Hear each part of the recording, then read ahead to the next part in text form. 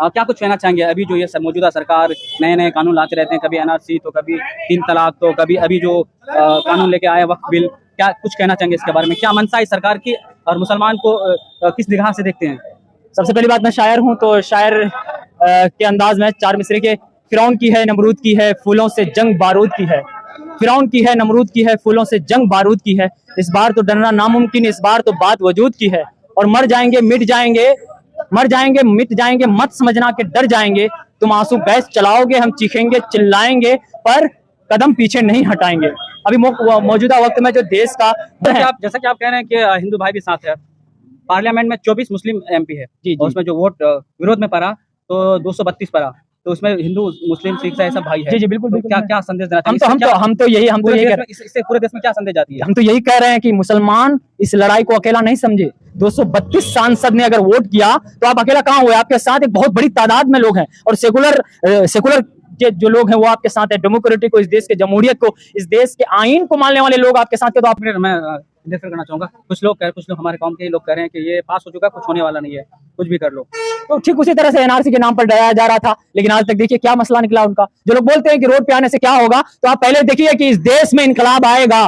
और महात्मा गांधी ने चाहे दांडी यात्रा किया, चाहे जो भी यात्रा किया, इस मुल्क के हित के लिए किया। सरकार का कहना है कि इससे जो गरीब बेवा मुस्किन है, जो गरीब तबके के लोग हैं, उनको फायदा मिलेगा। वक्त की प्रॉपर्टी कई संस्थाओं ने कब्जा करके रखा है, इससे गरीब को फायदा मिलेगा। क्या सुनिए ना, डुगडुगी देखिए, सपेरा जब आता है डुगडुगी बजाता है, बंदर को ऐसे नाचे वैसे नाचे। बीजेपी तो पहले भी मुसलमान भाई, एक भी राज्य में मुसलमानों के हक में अगर आप फैसला करते, बीजेपी ये कहते हैं कि कुछ वक्त की जमीन मुसलमान के लीडर ही कब्जा कर रखे हैं, और मुसलमानों के बारे में अगर इतना ही सोचते हैं आप तो। अस्सलाम वालेकुम, नमस्कार, आदाब, सत श्री अकाल। मैं हूं आपका दोस्त असद रब्बानी और आप देख रहे हैं अपना न्यूज चैनल सच्ची बात जनता की आवाज।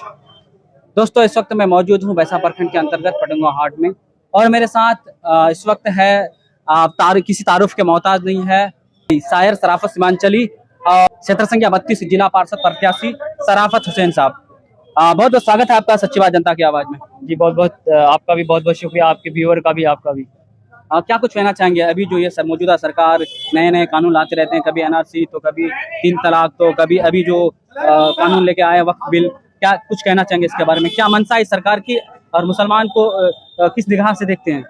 सबसे पहली बात, मैं शायर हूँ तो शायर के अंदाज में 4 मिसरे के फिरौन की है नमरूद की है फूलों से जंग बारूद की है, फिरौन की है नमरूद की है फूलों से जंग बारूद की है, इस बार तो डरना नामुमकिन, इस बार तो बात वजूद की है, और मर जाएंगे मिट जाएंगे मत समझना कि डर जाएंगे, तुम आंसू गैस चलाओगे हम चीखेंगे चिल्लाएंगे पर कदम पीछे नहीं हटाएंगे।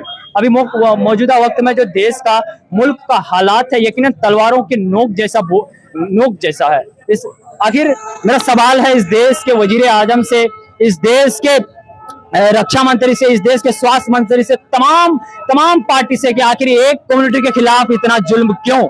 कभी यूसीसी के नाम पर मुसलमानों को डराया जाता है, कभी एनआरसी एनपीआर के नाम पर मुसलमान रोड पर आ जाता है, मुसलमान को डराया जाता है, कभी जो है पाकिस्तान भेज देंगे, कभी हमारे पूर्वजों के कब्र खोदा जाता है, कभी मंदिर के नीचे मस्जिद निकाली जा रही है। आखिर क्या है ये? जमहूरियत नाम की कोई चीज बची है कि नहीं बची है इस देश में?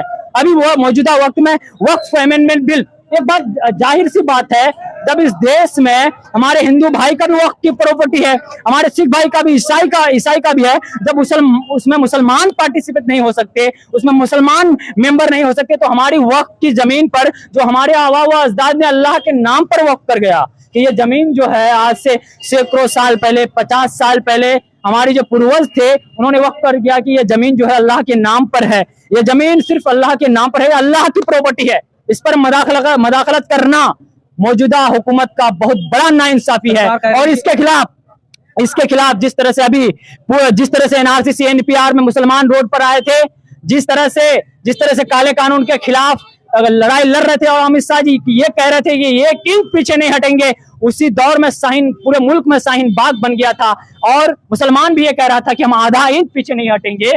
तब सवालिया निशान पैदा होता है फासिस्ट सरकार से कि आखिर ये जुल्म मुसलमानों के खिलाफ क्यों?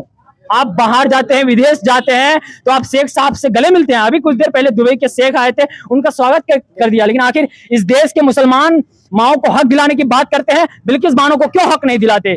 तो हम कह रहे हैं कि हमारे बैसा प्रखंड के इस इलाके के लोगों को भी रोड पर आना पड़ेगा। जो भी 232 सांसद आपके साथ हैं, आप अकेले नहीं हैं। ये लड़ाई हिंदू भाई भी आपके साथ लड़ रहे हैं। और मैं यहाँ गुजारिश करना चाहता हूं कि हम गंगा जमनी तहजीब का मिसाल है। जैसा कि आप कह रहे हैं कि हिंदू भाई भी साथ है। पार्लियामेंट में 24 मुस्लिम एमपी है जी। और उसमें जो वोट विरोध में पड़ा तो 232 पड़ा, तो उसमें हिंदू मुस्लिम सिख ईसाई सब भाई है। जी बिल्कुल, तो बिल्कुल। क्या संदेश देना चाहिए? हम तो यही कह रहे हैं, इससे पूरे देश में क्या संदेश जाती है? हम तो यही कह रहे हैं कि मुसलमान इस लड़ाई को अकेला नहीं समझे। 232 सांसद ने अगर वोट किया तो आप अकेला कहाँ हुए? आपके साथ एक बहुत बड़ी तादाद में लोग हैं। और सेकुलर जो लोग हैं वो आपके साथ है। डेमोक्रेटिक को, इस देश के जमहूरियत को, इस देश के आईन को मानने वाले लोग आपके साथ के, तो आपको डरना नहीं है और आपको रोड पर आना पड़ेगा। जमीयत उलमा जो लड़ाई लड़ रही है, मैं उनको मुबारकबाद देना चाहता हूँ। किशनगंज में 20 अप्रैल में एक बहुत बड़ा एहतजाजी जलसा होने जा रहा है, जिसमें अभी खित्ते खित्ते में वहां के लोगों को बेदार किया जा रहा है और 4 से 5 लाख लोगों के आने की संभावना है। हम भी इलाके के लोगों को अपील करना चाहेंगे। और आज मैं मुबारकबाद देना चाहता हूं कमेटी को। मेरी तबीयत खराब थी, इसलिए मैं लड़ता हुआ आया हूं। पहले भी एनआरसी सीएए एनपीआर में किशनगंज हो या बिलवा हो या मौदो हो, जहां शाहीन बाग बना था, अपनी शायरी के जरिए से मैंने मोदी हुकूमत को हमेशा ललकारा है और लड़ता रहूंगा। और कुछ लोग, एक मिनट मैं इंटरफेयर करना चाहूंगा। कुछ लोग हमारे कौम के लोग कह रहे हैं कि ये पास हो चुका, कुछ होने वाला नहीं है, कुछ भी कर लो। तो ठीक उसी तरह से एनआरसी के नाम पर डराया जा रहा था, लेकिन आज तक देखिए क्या मसला निकला उनका। जो लोग बोलते हैं कि रोड पे आने से क्या होगा, तो आप पहले देखिए कि इस देश में इनकलाब आएगा। और महात्मा गांधी ने चाहे दांडी यात्रा किया, चाहे जो भी यात्रा किया, इस मुल्क के हित के लिए किया और उनसे उनको आजादी मिलती। और आज के तरह, आज जो ये लोग बोल रहे हैं, इस तरह अगर बोलते हो क्या मुल्क को आजादी मिल पाती? क्या मौलाना अशफाकुल्लाह खान, जनरल डायर या जितने भी गोलियां चलाई, एक भी मुसलमान की पीठ पर गोली नहीं था, सीने पर गोली था। तो ये फख्र की बात है। हमारे उलमाओं ने इस देश के लिए अपनी गर्दन कटाई, हमारे आबा अजदाद ने कटाई। तो इस मुल्क को हम मानते हैं। सरकार का कहना है कि इससे जो गरीब बेवा मुस्किन है, जो गरीब तबके के लोग हैं, उनको फायदा मिलेगा। वक्त की प्रॉपर्टी कई संस्थाओं ने कब्जा करके रखा है, इससे गरीब को फायदा मिलेगा क्या?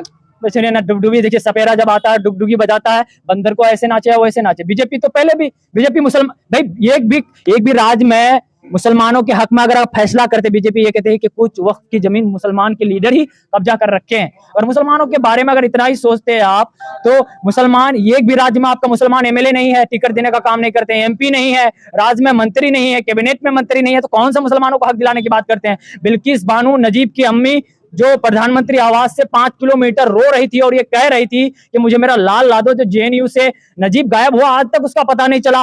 ये मुस्लिम महिलाओं को आप कौन सी हक दिलाने की बात करते हैं? आप बिल्किस बानो को हक दे दीजिए, आप तबरेज अंसारी के अहलिया को हक दे दीजिए, तब मानेंगे कि अब आप मुसलमान के हक की बात करते हैं। और मैं इस सच्ची बात जनता की आवाज, जो हमेशा लोगों की आवाज को उठाता है, और आपका मैं शुक्रगुजार हूं कि आप इलाके के मुद्दे को उठा रहे हैं। इस जरिए से मैं कह रहा हूं कि गिरिराज सिंह जैसे लोग सीमांत चलाते हैं और उन्हें जब टोपी दिखता है, वो अपनी नंगी आंखों से ये कहते हैं कि मुसलमान जो है, मुसलमान यहाँ तो सिर्फ पाकिस्तानी मुसलमान बसते हैं, यहाँ तो सिर्फ जो है, यहाँ तो सिर्फ है मिनी पाकिस्तान है। तो मैं उनसे जवाब देना चाहूंगा कि इस देश में आप जैसे नफरती लोगों को नहीं चाहिए।